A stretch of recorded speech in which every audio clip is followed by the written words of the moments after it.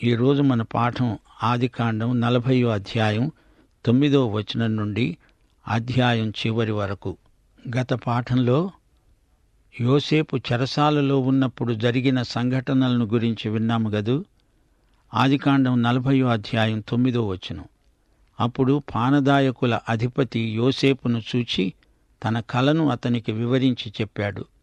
నా కలలో ఒక ద్రాక్షవల్లి నా ఎదుట ఉన్నట్లు కనపడింది.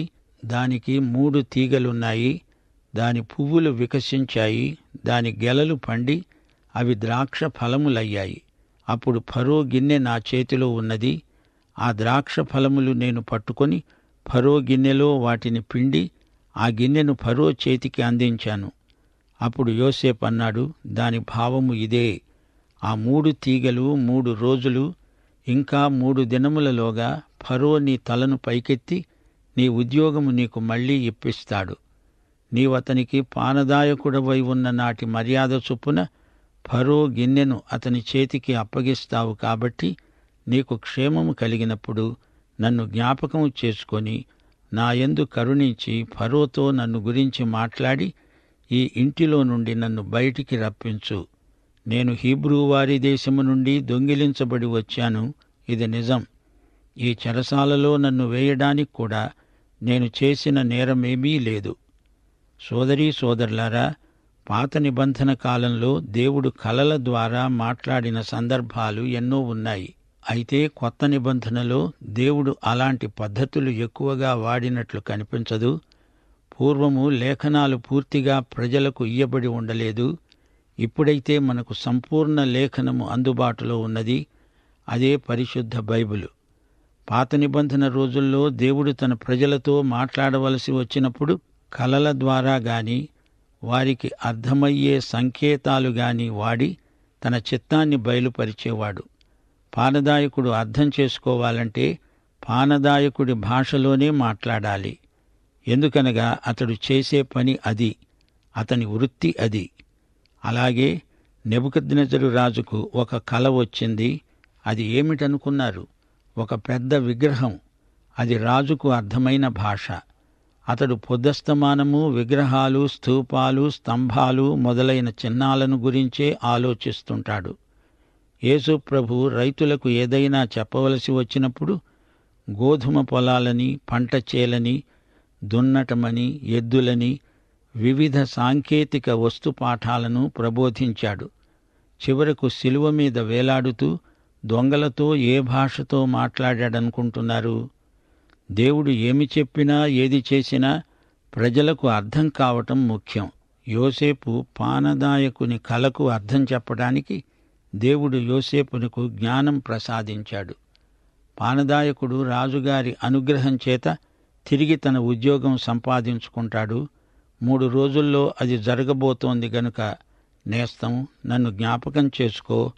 రాజుగారికి గిన్నె అందించినప్పుడు నా సంగతి ఆయనకు చెవిలో వెయ్యి. లేకపోతే నేను ఇక్కడే ఈ చెరసాలలో మగ్గిపోవలసి వస్తుంది. నేను నీకు కలభావం చెప్పి సహాయం చేశాను గదా, మరి నీవు నాకు ఈ కొంచెం ప్రత్యుపకారం చెయ్యి. నన్ను మర్చిపోవద్దు. నేను హీబ్రూ వంశానికి చెందినవాణ్ణి. నేను చేసిన నేరమేమీ లేదు. అయినా నన్ను నిష్కారణంగా చెరసాలలో పడేశారు. పానదాయకుడు అలాగే చేస్తానని మాట ఇచ్చాడు. ఇప్పుడు భక్ష్యకారుల అధిపతి యోసేపు మాటలు విని ఆకర్షితుడయ్యాడు. తన కలను వివరంగా చెప్పుకుంటున్నాడు. నేను కూడా కలగన్నాను.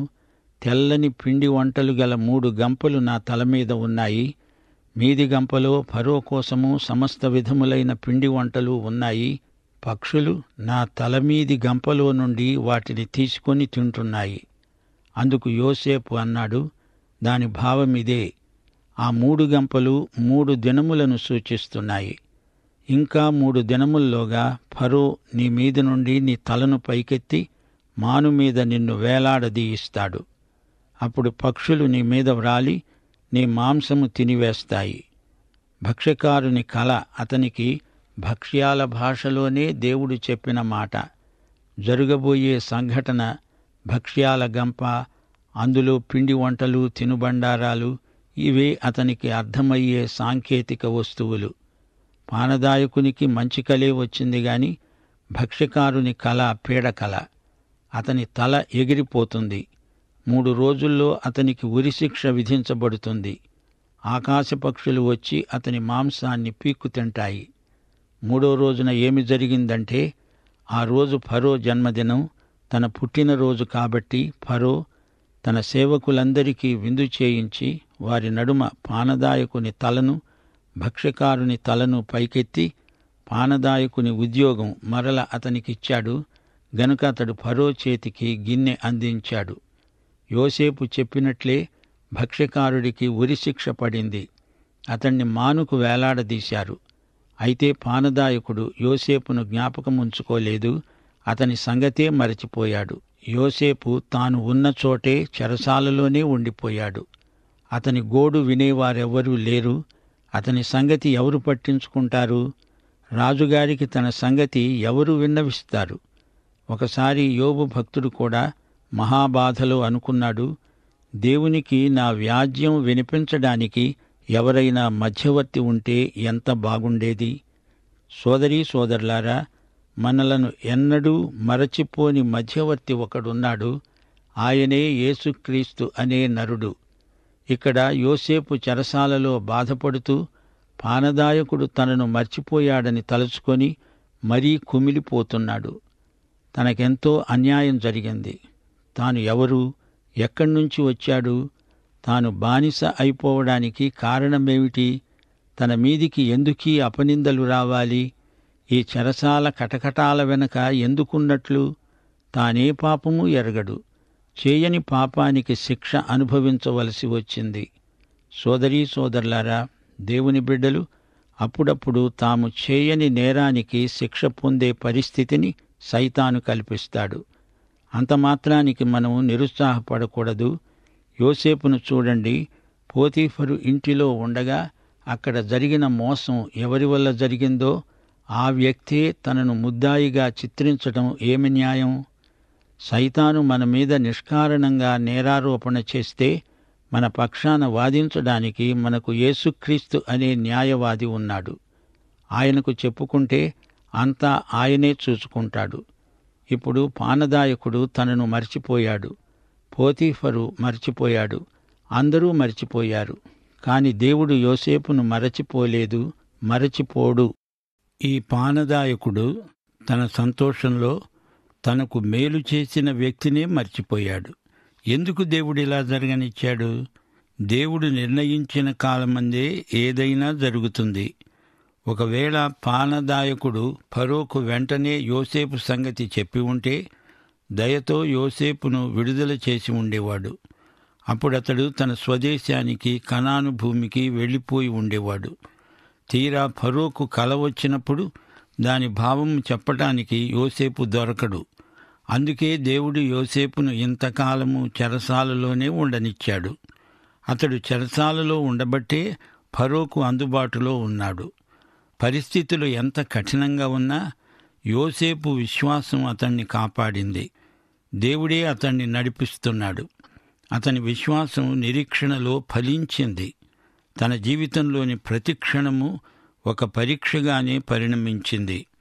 అతడు నమ్మకమైన సేవకుడు. పోతీఫరు ఇంటిలో ఉన్నా, చెరసాలలో ఉన్నా అతడు విశ్వసనీయుడు. అంతేకాదు, సర్వకాల సర్వావస్థల్లో యోసేపు దేవునికి విధేయుడు, విశ్వసనీయుడు. యోసేపు ఎల్లప్పుడూ దేవుణ్ణి మహిమపరిచాడు. త్వరలోనే ఫరో క్రింద ఫరో అంతటివాడు కాబోతున్నాడు. అప్పుడు కూడా అతడు విశ్వసనీయుడే. అంతేకాదు, తన సొంత సహోదరులకు కూడా విశ్వసనీయుడే. మన విశ్వాసం మనలను విశ్వసనీయులనుగా చేయాలి. సోదరీ సోదరులారా, మీరు విశ్వాసులా? అయితే విశ్వసనీయులై ఉండాలి.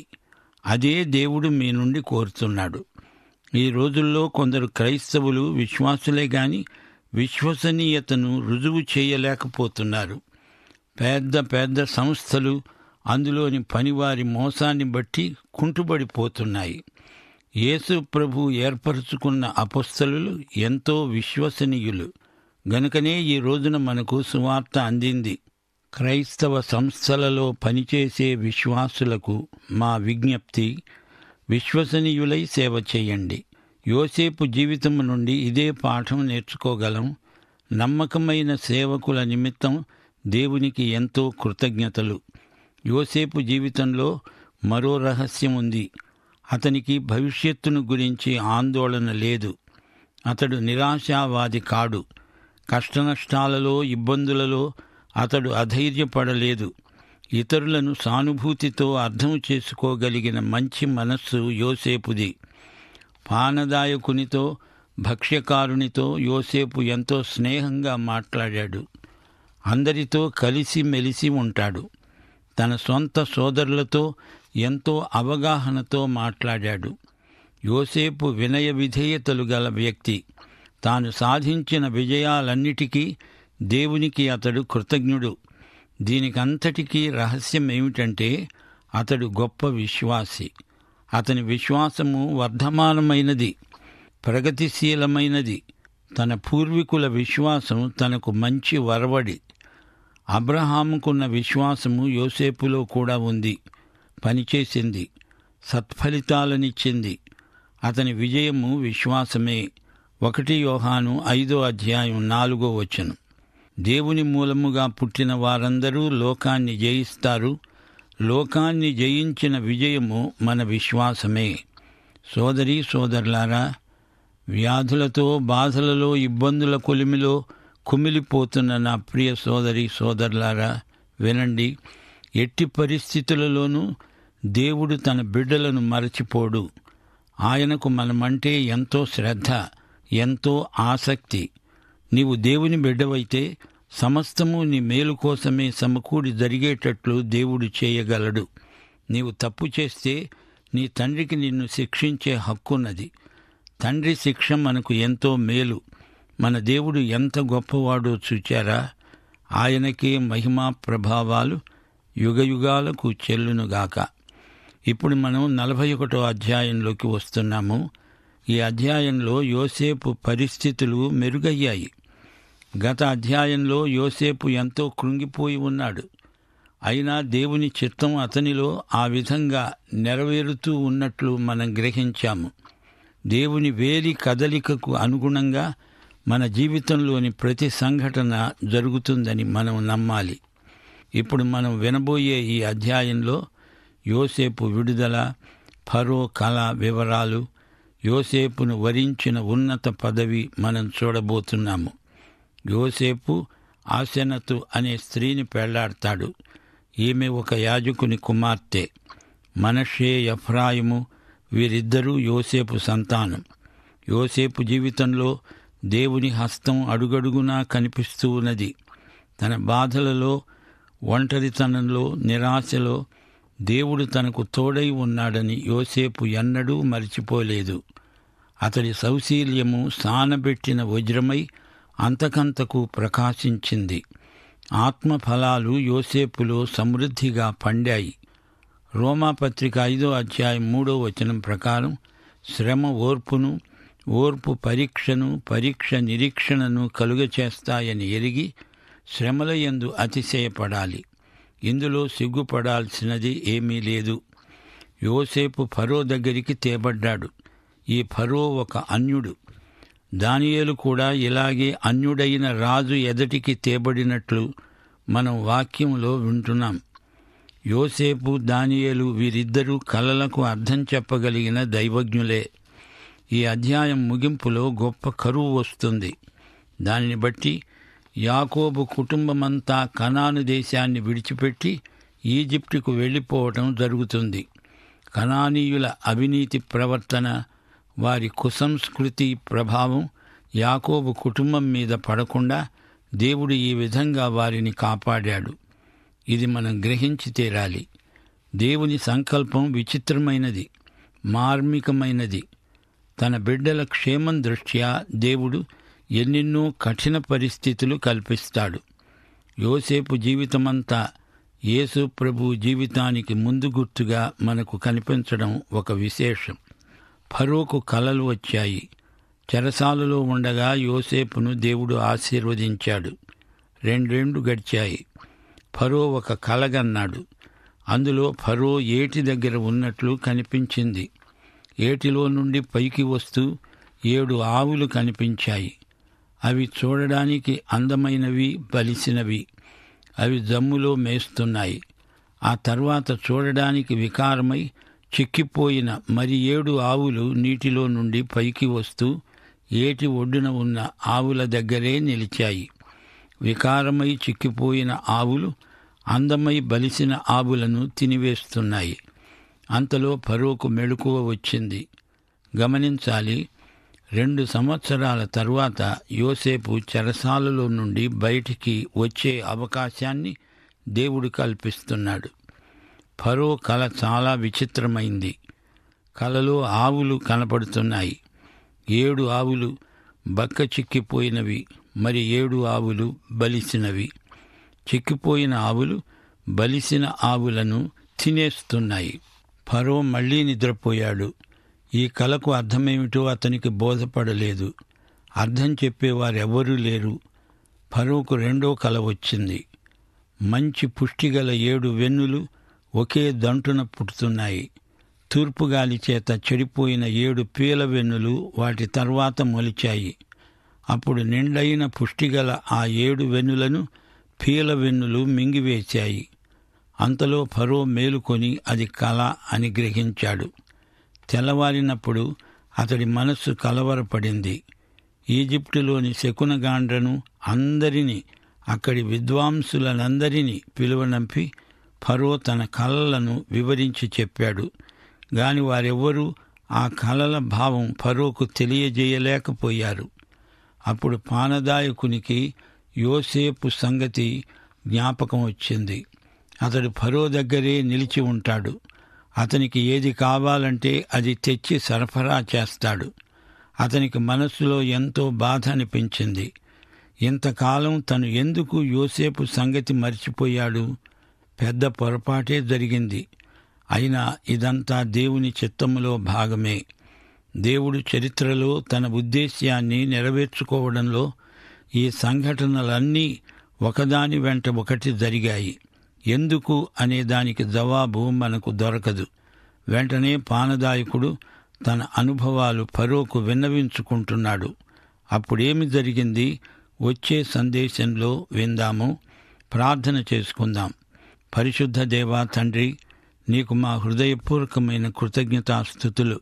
నేటి సందేశం మా ఆత్మలకు ఎంతో మేలు చేసింది. జీవితంలో జరిగే ప్రతి సంఘటన నీ చిత్తం ప్రకారమే, నీ నిర్ణయము చొప్పుననే జరుగుతుంది అని విశ్వాసులు గ్రహించాలని మేము నేర్చుకుంటున్నాము.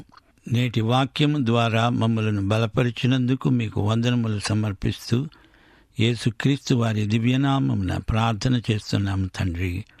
ఆమేన్. మన ప్రభు అయిన యేసుక్రీస్తు వారి దివ్య కృప, తండ్రి అయిన దేవుని పరమ ప్రేమ, పరిశుద్ధాత్మ యొక్క అన్యోన్య సహవాసము, సమాధానము, సంతోషము, సహాయము మనకందరికీ నిత్యత్వము పర్యంతము తోడై ఉండునుగాక. ఆమేన్.